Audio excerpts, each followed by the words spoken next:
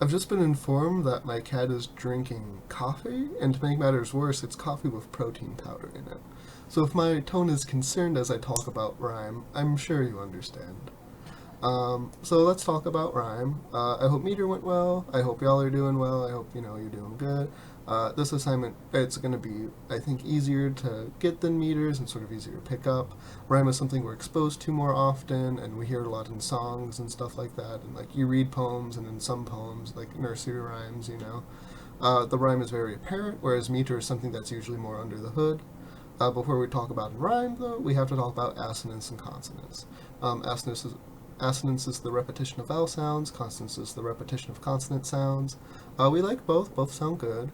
When we use, but there's different types of consonants. Most consonants don't usually sound good. Like K or C or something like that. Stuff that's like ka, like real hard aggressive sounds. We usually call that cacophony or something like that when we have a lot of those, used to evoke stuff like a flock of ravens squabbling or squawking or something like that. But there's also resonance consonants, which we like L or R. And we see a lot of that in Susie Asado. Though I would say most consonants we usually like, but I'm getting off topic. So, assonance repetition of vowels, consonance repetition of consonants.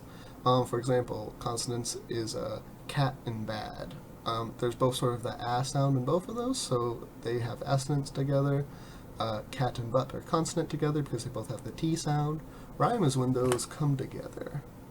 So when there's both assonance and consonants in a word, like cat and bat, they both have the A sound and they both have the T sound. And that's rhyme.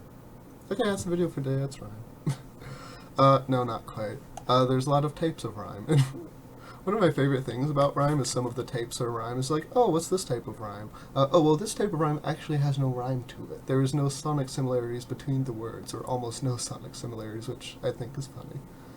But I'm just going to go over these real quick. So exact rhyme is where all the consonant sounds after the vowel sound are the same, There's the A sound in cat and bat, and then there's the T, so that's obviously the same.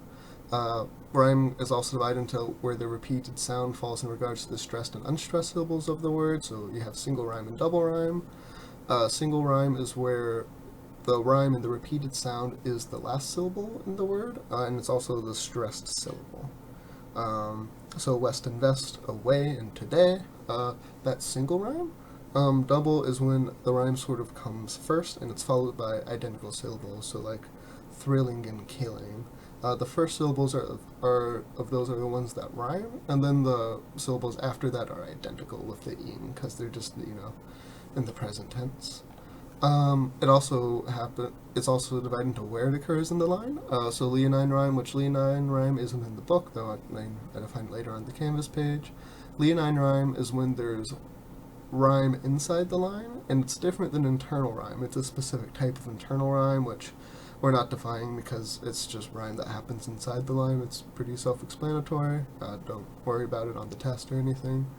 But so there's a thing called a caesura, which is something we'll be looking at more next week as we just go over more terms before we review and then have the test. But leonine rhyme happens when there's a pause in the middle of the line, like a comma or semicolon or em dash.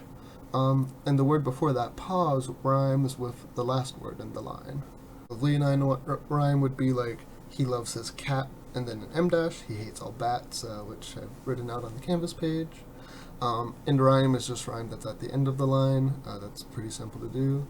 And then there's slant line, I rhyme, and exact rhyme, which we already went over exact rhyme. I rhyme is when two words look like they should rhyme but they don't, like love and move or through and trough. Those words look like they should rhyme on the page, but they actually don't. I think it's probably my favorite type of rhyme just because I think it's kind of funny, and I already explained that. It can be used for comic stuff, but it's also used to, like, if you're working in a form that requires rhyme, like a certain rhyme scheme, which we went over last week, like a sonnet or a villanelle or something like that. You can actually use I rhyme to get away with, like, using a word that's, like, I guess sort of technically not the same sound, but looks like it is. So that's sort of a way to, like, make the form fit a little better to what you're trying to do. Slant rhyme is just consonants. That's the end of the line. It's something you see really, really big in Emily Dickinson.